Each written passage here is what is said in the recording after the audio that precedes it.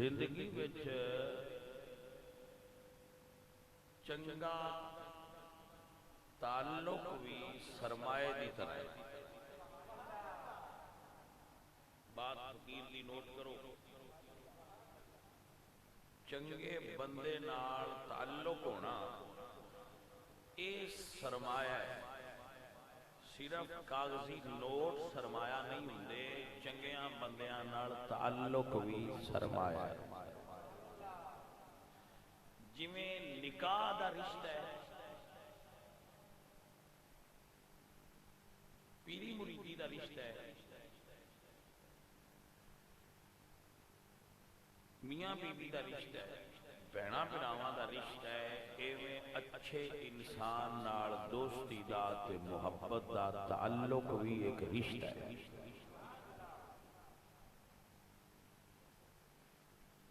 اور اے جویں دے بندیاں نال ہوے اونج دا بندے دی شخصیت تے اثر پڑدا ہے.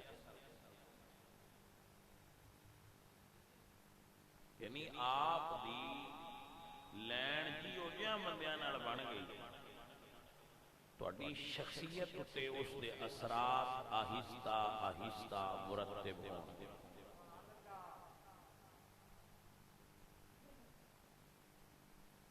تو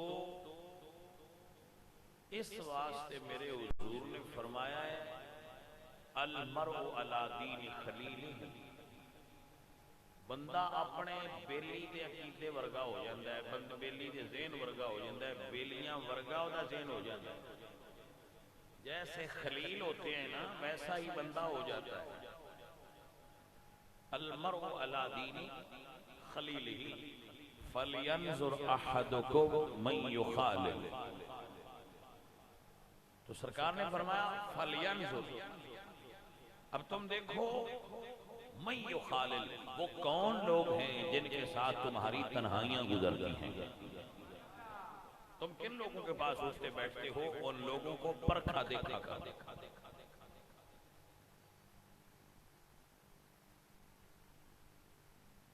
میرے آقا علیہ السلام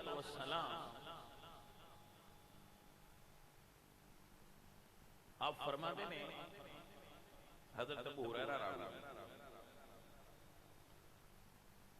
کہ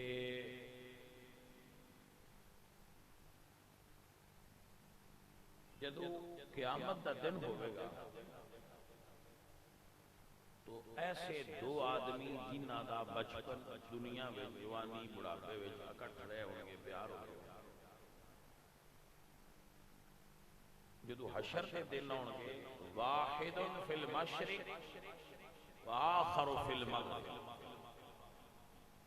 ایک انہاں چوتھے ہوئے گا جتھے مشرق ہے، دوسرا ہوئے گا جتھے مغرب ہے. اللہ فرمائے گا انہاں اکٹھیاں کرو.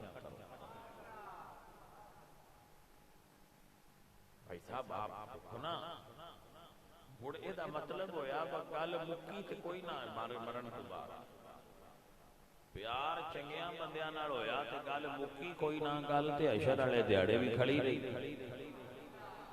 تو میں تے آنا اے ہے چنگا. یقین کرو جنت مڑ اللہ دی نا ڈھیر سونی، خودی تے شک نہیں، پر جے سجن جنت وچ بھی نال نہ ہون تے جنت وچ سواد پورا نہیں ہونا.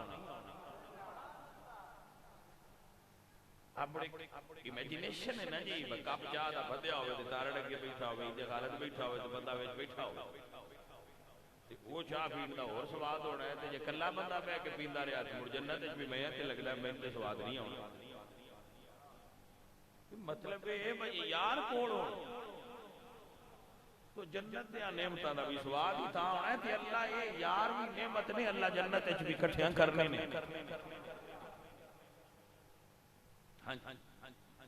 ایسا نہیں ہے بھئی وہ گل بھول جانی ہے تو یہ گل مکی نہ مکی کوئی نہیں. یہ مکی نہیں بھائی صاحب، یہ چل دی رہے.